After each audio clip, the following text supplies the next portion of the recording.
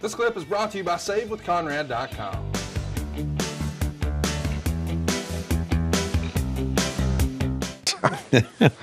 I have orange hands. and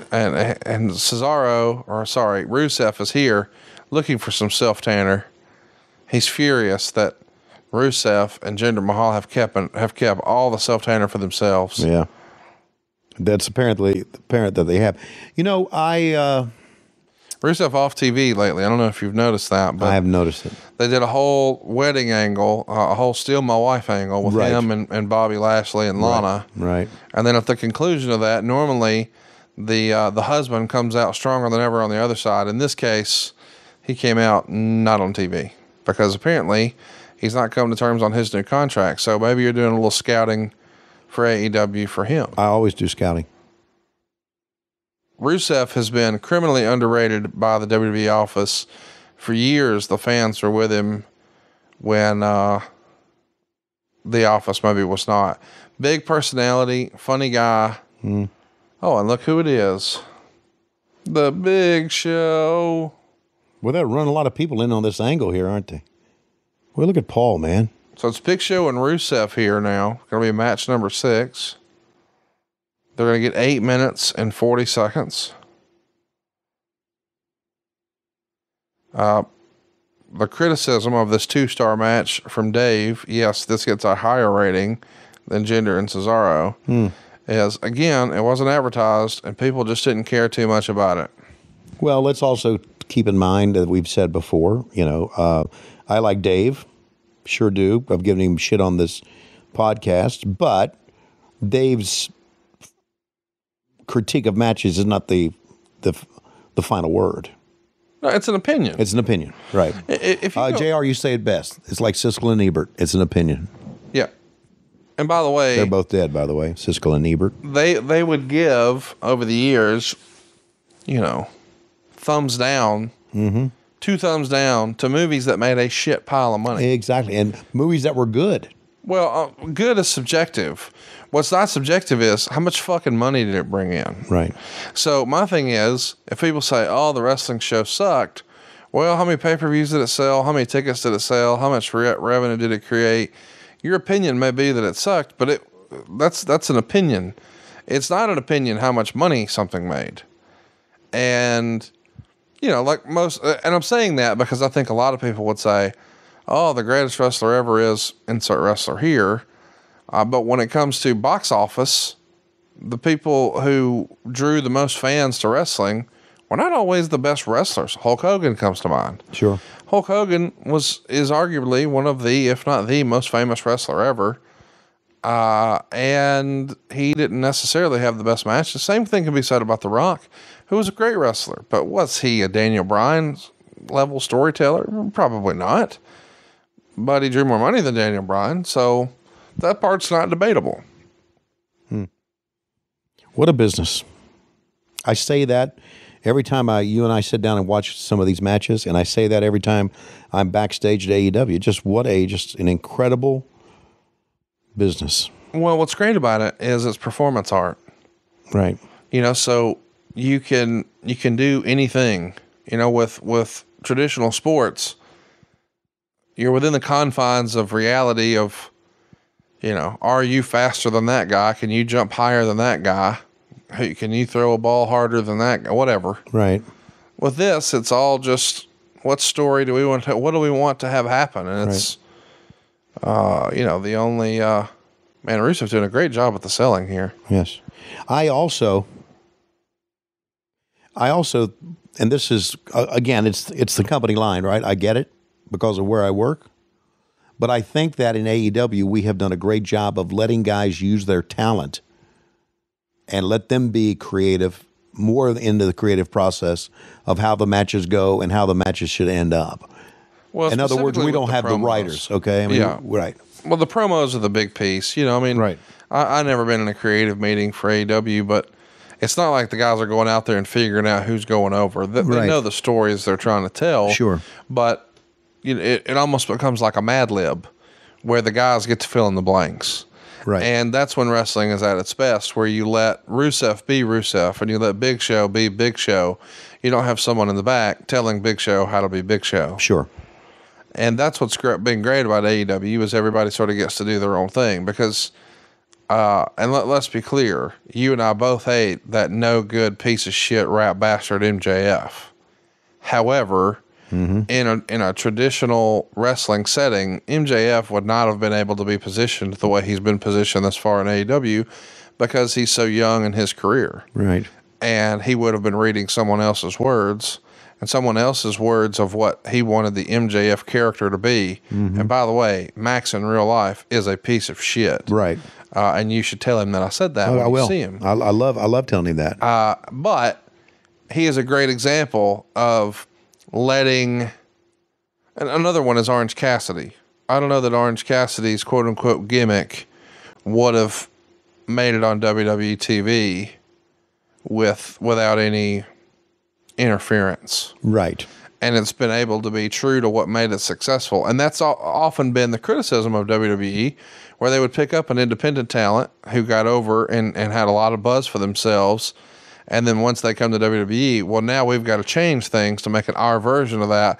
And it loses some of the nuance that made it so successful in the first place. Yeah. And that's why the business has changed dramatically from when I used to do it back in the 90s. And I'm not so sure that Vince has changed with it as much as we have. So there you go. There's another company line.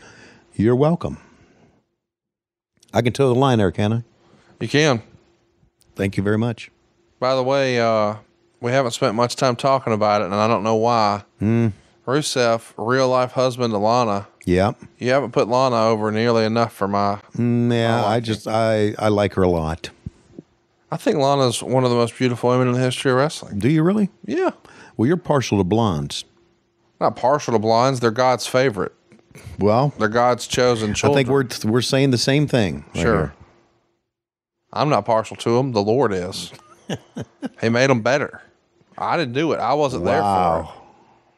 What? Wow. Okay. You gonna tell me there's anything better than a 6-foot, blonde-haired, blue-eyed? Come on. Oh, absolutely. Got one upstairs right now.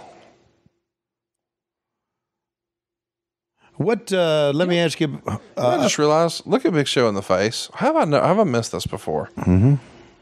In the face, Yeah. He looks like Dave Flair.